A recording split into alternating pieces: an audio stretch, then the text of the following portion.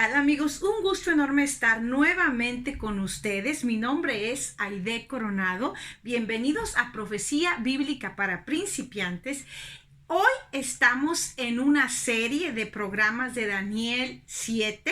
Hoy vamos a estar haciendo nuestro tercer programa de esta serie y vamos a estar hablando de Daniel 7:25, el cuerno pequeño.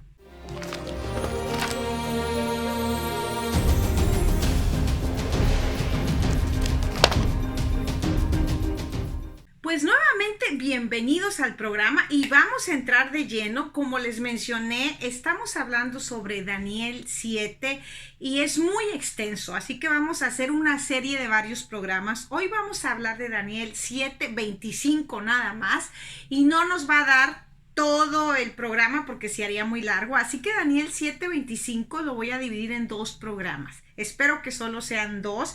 Así que vayan a ver los programas anteriores para que puedan tener una idea general. Ok, pues vamos a empezar de lleno con el programa de hoy.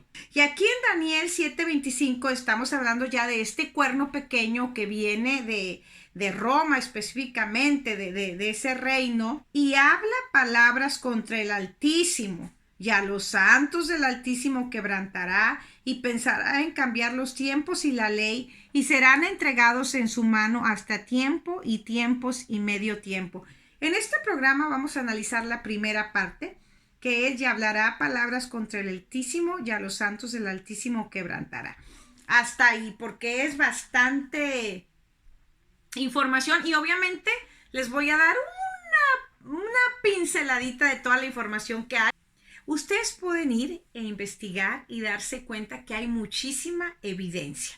Así que vamos a ver, aquí nos está hablando de este cuerno pequeño. Ya vimos en el programa anterior que este cuerno pequeño es Roma papal. No hay ninguna duda. Y vamos a ver aquí qué hace este cuerno pequeño, porque aquí nos está diciendo Daniel 7:25 que habla palabras contra el Altísimo.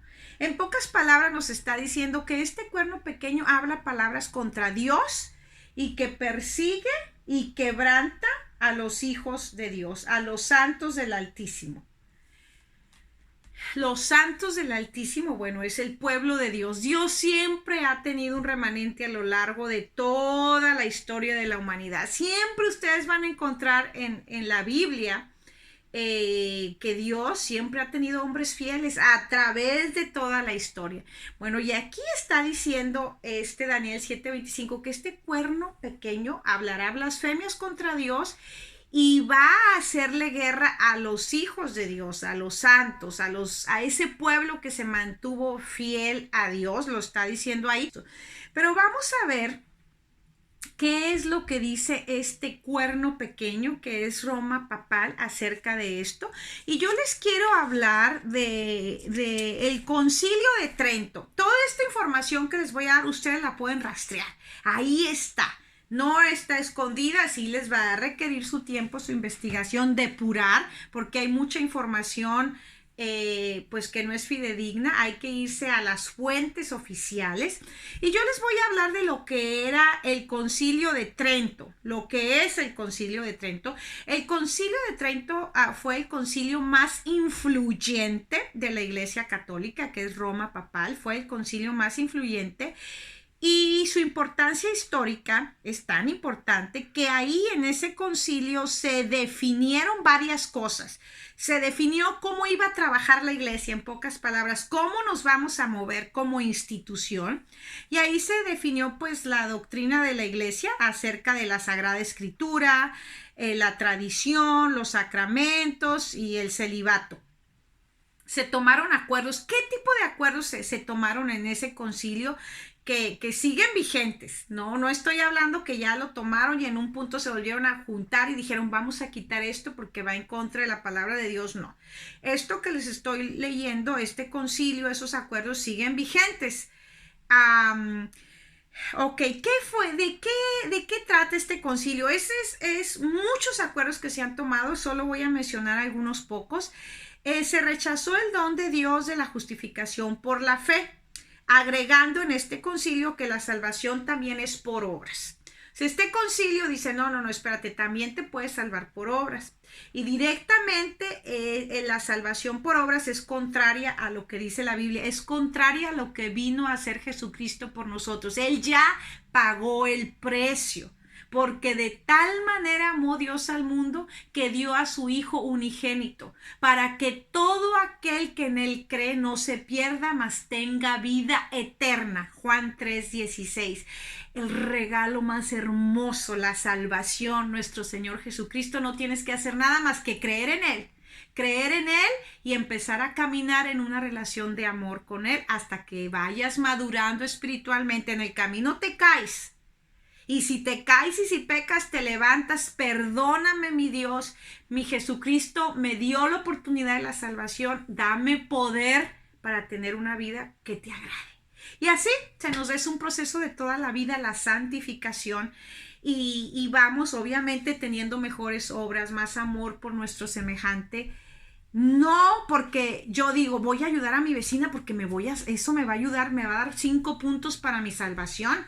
Y está en necesidad y voy a agarrar de mi dinerito y le voy a llevar una despensa porque son puntos para que yo sea salva. Así no funciona, no es por obras. Es que yo ya tengo a Cristo y el amor de Cristo no me deja en paz hasta que dice, ve y ayuda a tu vecina. ¿No ves que tú tienes el refri lleno y ella está en necesidad? Ve, ámala como yo te amo. Y ese amor no nos deja en paz hasta que voy y ayudo a mi vecina. Pero es porque Cristo mora en mí. No porque me va a dar salvación o no, ya Cristo me dio la salvación. Así que ellos dicen no, también por obras. ¿Por qué? Porque es conveniente para lo que viene después. Vamos a ver. El concilio definió las nuevas normas dogmáticas. Este concilio definió cómo iban a ser las liturgias y la ética de la iglesia. Ya lo mencioné, como la presencia real de Cristo en la Eucaristía. Ellos dicen que cuando tú te tomas la hostia es literal, no es simbólico, es literal que el cuerpo y la sangre de Cristo te los estás comiendo. Nuevamente vuelvo a decir, la salvación también es por obras. Y dejaron los 7 sacramentos, dejaron las indulgencias, mucho ojo, dejaron las indulgencias. ¿Qué son las indulgencias? Entonces las indulgencias era como la iglesia decía que también eres salvo por obras, y entonces decía que ellos son los que tienen el poder para perdonar pecados. Entonces perfectamente se acomodaba una indulgencia, es bueno, tú pecaste, yo soy el que tengo el poder de perdonarte, tienes que pagar dinero. Tienes que pagar dinero, yo te voy a dar este papelito donde dice que ya tus pecados son perdonados y a cambio me vas a dar una cantidad de dinero. Y así se llenaron las arcas de la iglesia de muchísimo dinero. ¿Por qué? Porque se pagaba dinero para obtener el perdón de los pecados. Y no me lo estoy inventando, es historia. ¿Ok? Entonces por eso es tan importante que también la salvación sea por obras, que tengo que ir a pagar dinero, que tengo que, para seguir conservando ese poder, para mantenerte suprimido, bueno, tienes que subir de rodillas 25 escalinatas, o tienes que golpearte, o tienes que hacer una serie de cosas, y entre ellas pagar dinero para obtener la salvación. Se llegó al colmo de que, digamos, tú querías cometer un pecado, querías hacer algo que sabías que no estaba de acuerdo a la voluntad de Dios, entonces ibas y comprabas una indulgencia para por adelantado ya tener el perdón. Todavía no pecabas, pero ya tenías el negocio hecho de que ya puedo pecar, pero ya estoy cubierto porque ya pagué y ya los que tienen la autoridad de darme el perdón me la dieron. Y las indulgencias se quedaron. Ahora se maneja diferente, pero no ha habido un concilio nuevamente donde diga vamos a anular las indulgencias y pues reconocer que eso no está bien. También se ratificó la veneración a la Virgen María y a los santos. Y aquí yo les quiero leer muy claro porque tenemos que decidir si vamos a obedecer a Dios o a los hombres. De eso se trata. Obedecer a Dios o a los hombres. Y entonces vamos a ver en los 10 mandamientos, que son Éxodo 20, que son los mandamientos de Dios. Es lo que Dios nos está diciendo que espera de nosotros.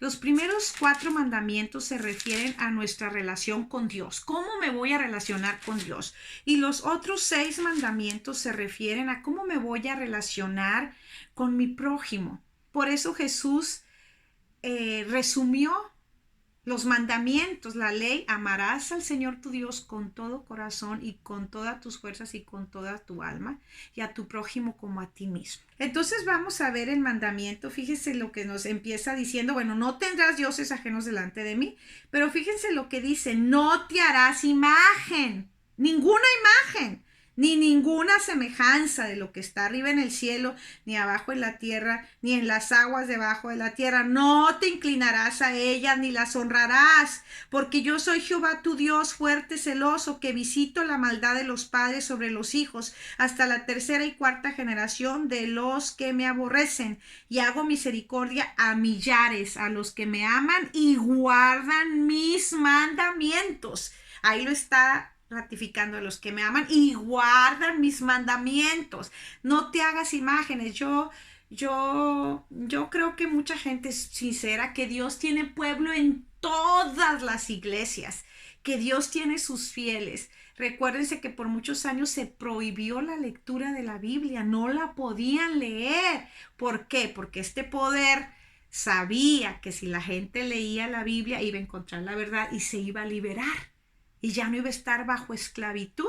Alguien me decía: no, es que ahí están las imágenes, pero ya no las adoramos, nomás están ahí como un símbolo. Pero es que Dios no dice eso. Dios dice: no te hagas imágenes. No se trata ya de si la adoras o no. Es que Dios te está diciendo: no hagas imagen, se acabó. Como cuando tú le dices a tu niño, y me daba mucha risa a mi niño chiquito, a veces nos quieren retar. Y entonces recuerdo que había ya sea los conectores de la luz, o recuerdo una velita, estaba bien chiquito, y le decía yo: no toques ahí, no lo hagas. Y entonces se me quedaba viendo, y en una actitud ya de reto como que se acercaba. Y como que hacía que lo iba a hacer, y entonces yo me ponía en alerta y me decía: no estoy tocando nada, no estoy viendo. Y hacía, y llegó el punto de que como que le gustaba jugar conmigo, y como que le hacía como que le iba, y me decía: no estoy tocando, como estoy, pero no lo he hecho, así que no me puedes castigar. Y a veces nos ponemos así con Dios: ahí están, pero no las estoy adorando, pero ahí están. Entonces no se trata de eso, se trata, él dice, los que les acabo de leer, los que guardan mis mandamientos. Entonces él está sencillo, nos dio 4 maneras de relacionarnos con él y 6 de relacionarnos con nuestro prójimo. Entonces Dios dice: no te hagas ninguna imagen, simplemente no, si las adoras o no, bueno, eso es lo que viene, pero para evitar eso simplemente no te las hagas. Y ahí está en Éxodo 20, se los acabo de leer, en los 10 mandamientos. Pero no, aquí la iglesia, más adelante vamos a ver este cuerno pequeño. En este concilio de Trento redefinió varias cosas, y entre ellos, bueno, la adoración, y entre ellos, la supremacía de la tradición, de este poder, de este cuerno pequeño sobre la misma palabra de Dios. Y aquí vimos, la otra afirmación es la supremacía papal. ¿Y qué es la supremacía papal? Bueno, la supremacía papal es el poder absoluto sobre todo, incluso sobre la palabra de Dios. El poder para esconder, para interpretar, para redefinir, para quitar, para cambiar. Poder absoluto encima incluso de la palabra de Dios. Se puso, es otra cosa que hizo el Concilio de Trento, se puso la existencia mediadora de la iglesia como cuerpo de Cristo para lograr la salvación del hombre. Y entonces ponen a la iglesia como el único medio de salvación. Si no pasas por ahí, si no pasas por la confesión de tus pecados a un hombre que es tan pecador como tú, no puedes ser salvo. Y eso es un problema terrible y tremendo. Y vayan y chequenlo. El Concilio de Trento ratificó que así es, y hasta la fecha así lo ratifican. Yo escuché una vez al mismo representante de este poder romano, de este cuerno pequeño, el actual representante, donde dice que él mismo va y se confiesa con un sacerdote y que tenemos que irnos a confesar con los sacerdotes, yendo abiertamente en contra de la palabra de Dios. Entonces, el único mediador entre Dios y los hombres es Cristo. Y no necesitas a nadie más. Es terrible y espantoso que la gente crea así. Me platicaba una amiga que ahora en la pandemia, en el encierro, esta amiga entendía que mira, si tú estás allá, si te quedaste atrapada en una mina bajo la tierra, si te perdiste en la selva y estás sola, allá Jesucristo está contigo y allá está tu mediador y allá te perdona y allá te escucha. Si por allá te toca morir, tú puedes decir, perdóname mi Señor, creo en tu Hijo, perdóname y ya. El Señor te escucha y por Cristo te da la salvación. Y esta mujer en la cuarentena no podía salir, me platicaba mi amiga, y le llamaba por teléfono, estaba desesperada, estaba en un martirio tan grande donde decía, ¿qué tal que me muero y no he podido ir con el sacerdote a confesarle y siento que me estoy ahogando? Tengo que ir con el sacerdote a confesarle, pero las iglesias están cerradas y estaba esta mujer en una angustia. Por eso Dios sabía tan bien que como hombres somos falibles. Dios sabía, yo les voy a dar al único que siempre va a estar contigo, aunque haya cuarentena, aunque te quedes solo, ahí va a estar y ahí le puedes confesar. Así que ahora en esta cuarentena vimos lo importante que es tener esa relación con Dios. No necesitamos de nadie más. Ahorita que se cerraron las iglesias, no importa la religión que seas, Cristo está contigo ahí donde estés, en tu casa, en tu aislamiento, y a Él le puedes decir, y Él tiene todo el poder y la autoridad para perdonarte, porque así fue como lo estableció Dios. Él es el único mediador, no este cuerno pequeño. Este cuerno pequeño también en el Concilio de Trento, afirma la existencia del purgatorio. Y es algo relacionado también, muy parecido a las indulgencias. O sea, si tú pecaste y no te arrepentiste, bueno, todavía hay un término medio donde tienes que, por obras, pagar ahí tus pecados. Ahí vas a estar entre el cielo y el infierno, está el purgatorio, ahí vas a estar purgando, pagando tus pecados. Como si la sangre de Cristo no fuera suficiente. Menospreciar la sangre de Cristo, menospreciar el sacrificio tan inmenso, no se me ocurre otra blasfemia más grande, pero a ellos sí se les han ocurrido otras blasfemias bien grandes que vamos a ver a continuación. ¡Qué terrible! Eso es una blasfemia. Y aquí es cuando entendemos, hablará palabras contra el Altísimo. Dígame si no es hablar contra Dios, poner un purgatorio cuando Él ya nos dio un plan de salvación. Terrible. Bueno, aquí en el Concilio de Trento, este cuerno pequeño dice que sí hay el purgatorio. Se reinstauró también la práctica de la Inquisición, que ya existía para exterminar a los que no pensaban igual que la iglesia. Y aquí es donde entra, y a los santos del Altísimo quebrantará. Y aquí oiga, es que si usted va y le busca, nada encaja en la historia así perfectamente como lo que ha hecho Roma papal, este cuerno pequeño, que habla grandes cosas y que quebranta a los santos del Altísimo, gente que estudió la Biblia y que se atrevió a decir, no es así. Bueno, no estás de acuerdo a lo que la institución representante de Dios ha dicho, te vamos a torturar, a quemar. No era solo matarlos, eran unas torturas espantosas. La Inquisición, vayan, investiguen por ahí lo que le hacían a la gente. Es terrible. A mí hoy hasta ahí museos. Hace poco fuimos de visita a un lugar muy, muy bonito en México y había un museo de la Inquisición. Pero yo no quise ir, soy honesta, no quise ir porque dije, no, ya he leído mucho, ir a ver ahí las torturas, lo que le hacían a la gente, me va a arruinar la vacación. Entonces no fui, pero de que está documentado de las torturas tan terribles que le hacían a sus hermanos nomás por no creer igual que ellos. Y estos hombres y mujeres se mantuvieron firmes. Si les encontraban una Biblia, el acabose, porque estaba prohibida. ¿Por qué? Por lo mismo. Porque el cuerno pequeño decía, no, pues aquí van a encontrar que en Cristo es la salvación y se nos acabe el negocio de las indulgencias, el terror del purgatorio, porque entonces perderíamos poder. Escóndanla. Y ahí donde a alguien se le encuentre una Biblia, no solo lo matamos, primero lo torturamos para seguir con esta política del terror y que a nadie se le ocurra. Entonces, fue terrible.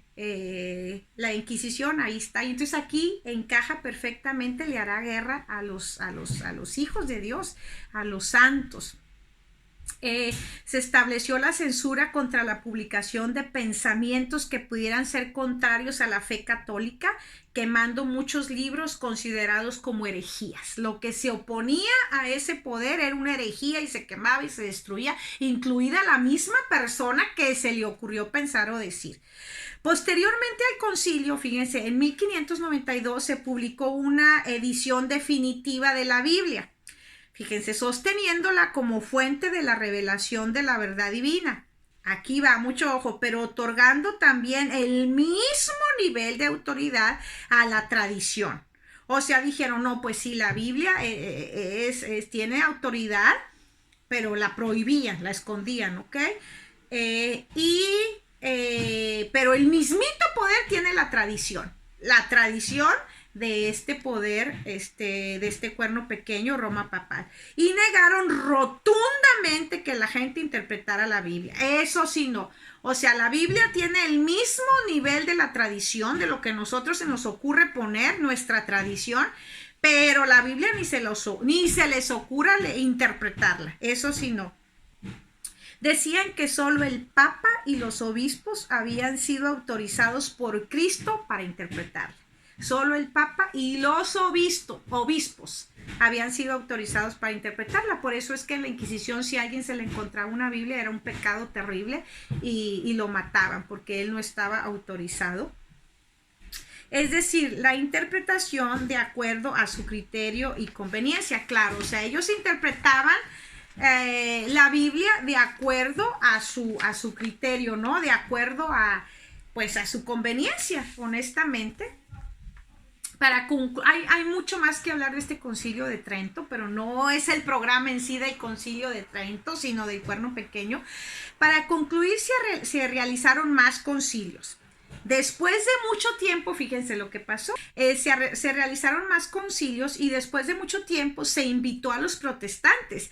Vemos que este poder ha hecho esfuerzos para volver a unificar, pero no en las bases de me equivoqué, la palabra de Dios es por encima de la tradición, no lo hace en esas bases, lo hace, ok, juntémonos, pero sigue siendo la tradición y nuestro poder sigue siendo así, por encima de la palabra de Dios hasta el día de hoy.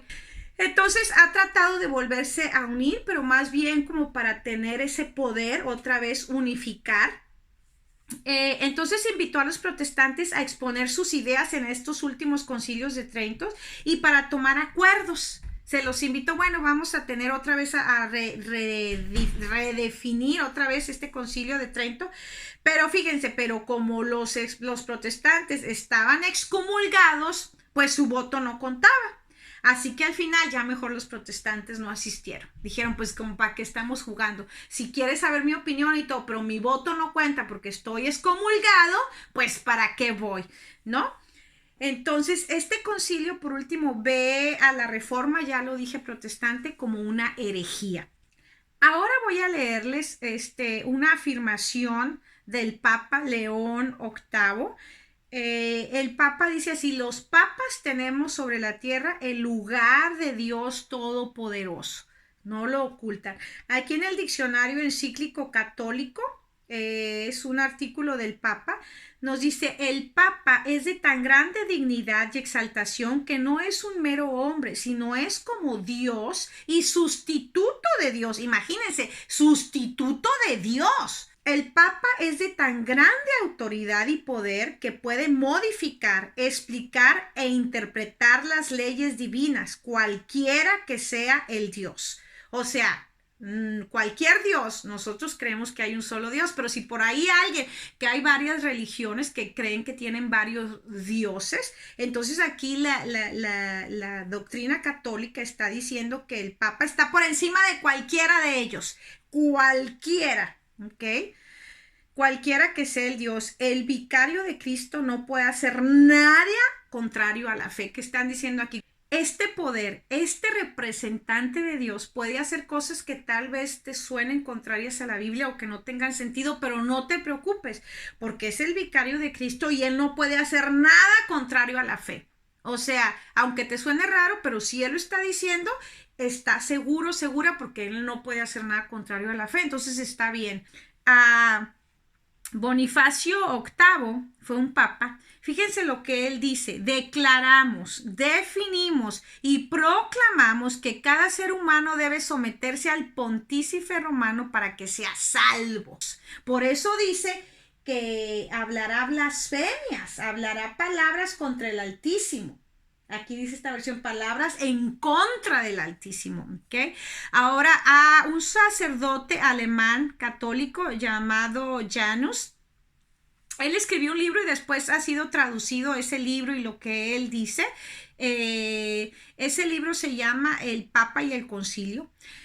Y fíjense lo que dice este sacerdote alemán. Dice: investido de supremacía tan vasta cuanto el universo moral, científico, social y político, quedó sentado el pontífice romano como una segunda encarnación de Cristo. Les voy a leer Mateo 23:9.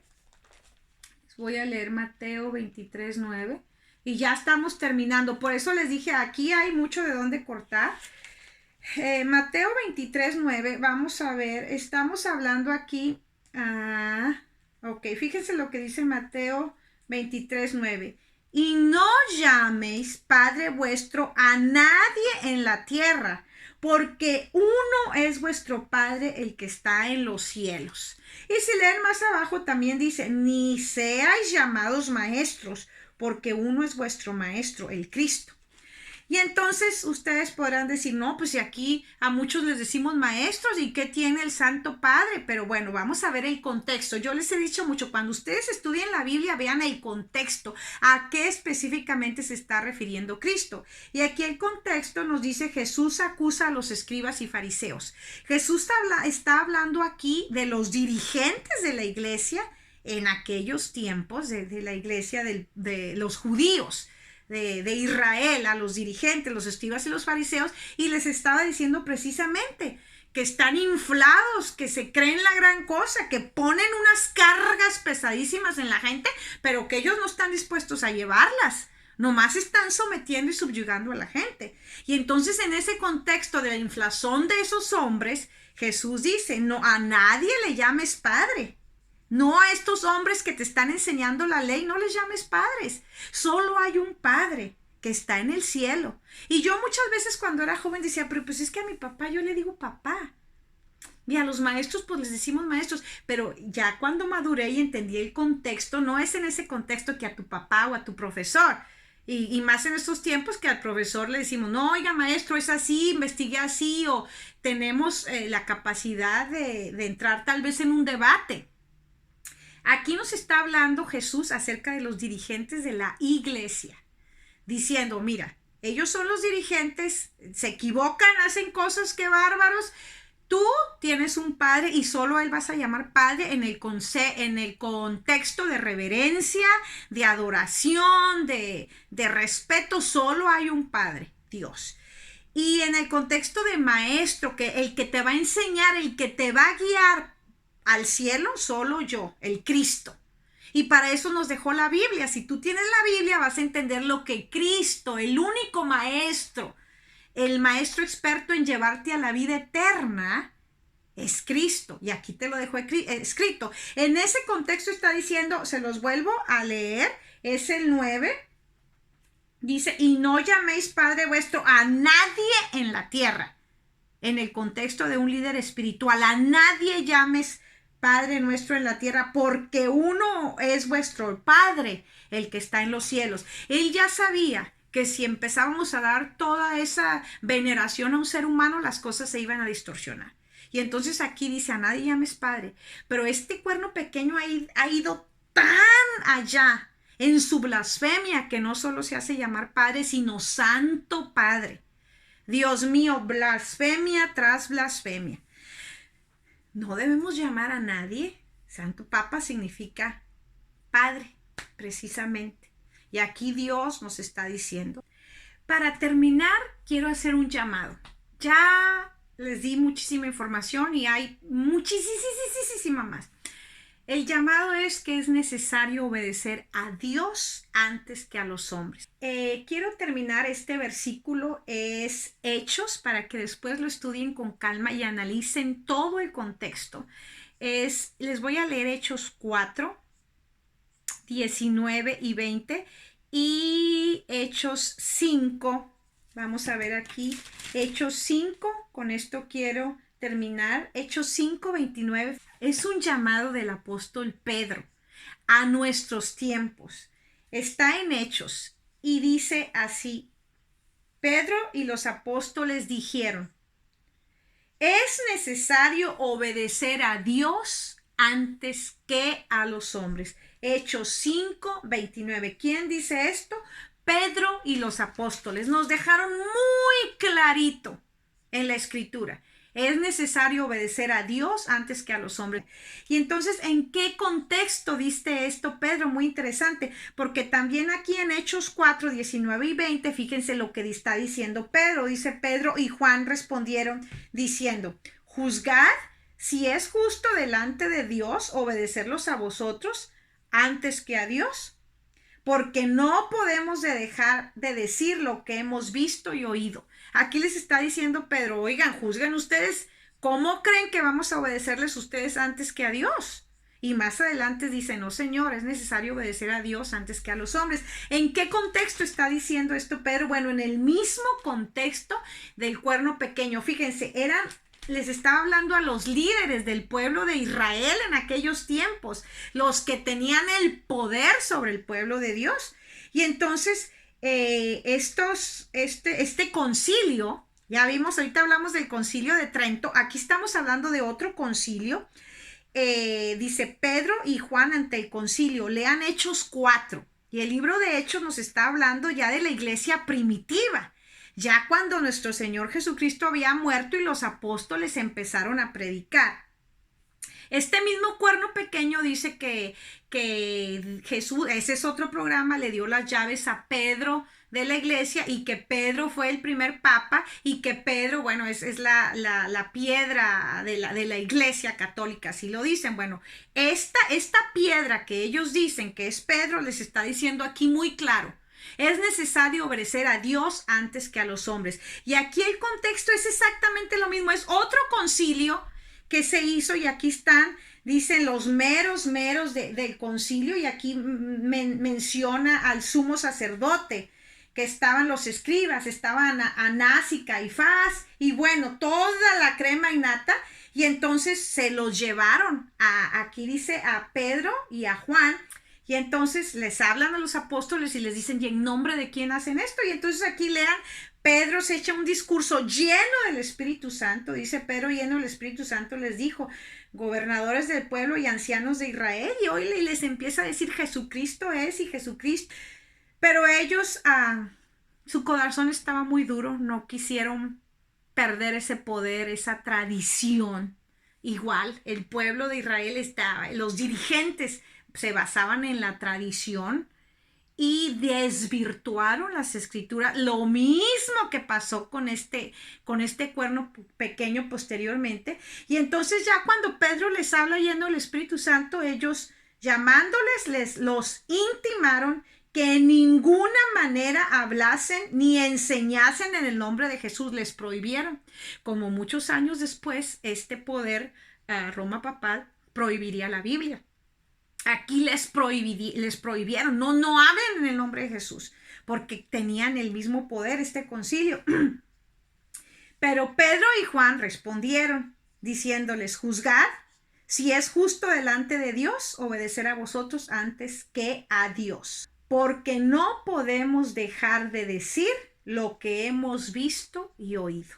Y terminamos aquí, como ya les dije, con el 5:29, respondiendo Pedro y los apóstoles dijeron: es necesario obedecer a Dios antes que a los hombres. Y el mismo Pedro dio su vida. dio su vida y muchos de los apóstoles por mantener esa fe en nuestro Señor Jesucristo, porque sabían el final de la historia. Viene Cristo, lo resucita y viven una eternidad para siempre, donde no habrá más llanto, ni temor, ni clamor, ni dolor, porque todas las cosas anteriores pasaron. Entonces yo los invito a que empiecen a fortalecer su fe en la palabra de Dios y que nos quedamos este año que comienza con ese lema de vida: es necesario obedecer a Dios antes que a los hombres. El siguiente programa vamos a concluir con Daniel 7:25. Que tengan un día maravilloso y que Dios los bendiga.